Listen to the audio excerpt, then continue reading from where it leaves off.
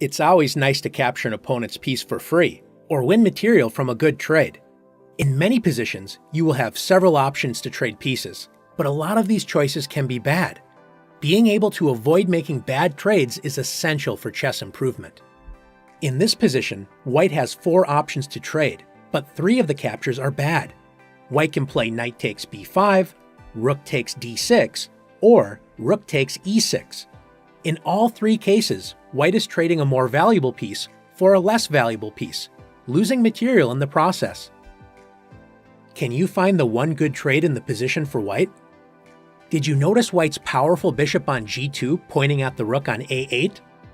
After bishop takes a8 and rook takes a8, white has traded black's more valuable rook for the less valuable bishop, so white has gained material and made a good trade.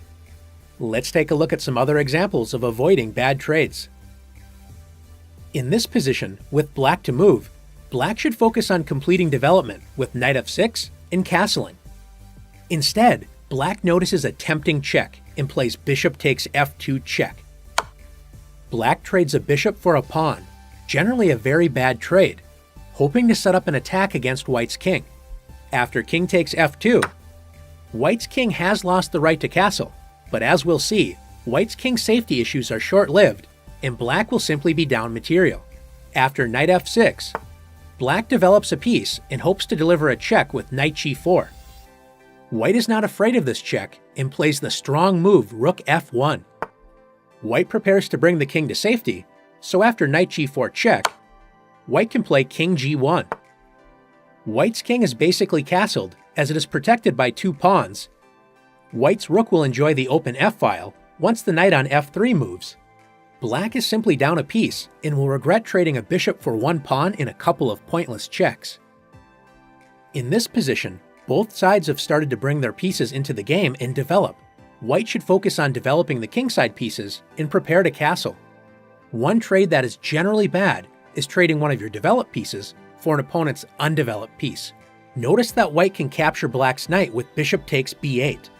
Even though the bishop and knight are worth the same, it would be a mistake to play bishop takes b8, because after rook takes b8, notice that white only has 2 pawns developed, and the rest of white's pieces are still on the back rank. Black now has a lead in development, so this opening is not going well for white. In this position, white can trade a bishop for a knight with bishop takes c6. Just because you can trade doesn't mean that you should.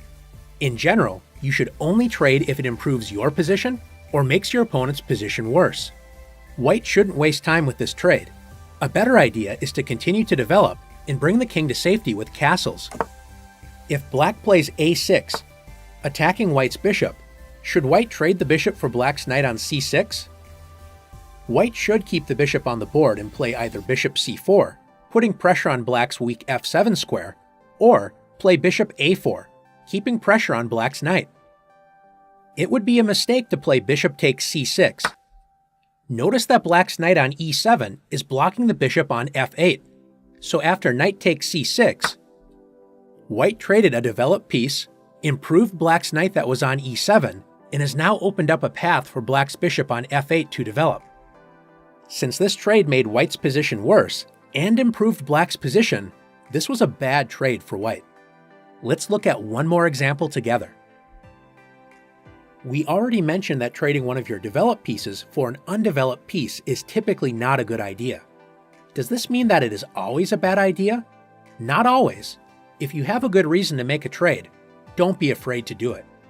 In this position, black could play bishop b4, developing a piece and checking the white king. White doesn't want to move the king, and blocking with the queen would be a very bad idea. But notice that white can block the check by placing the knight on d2 or c3. What if white couldn't block the check with the knight?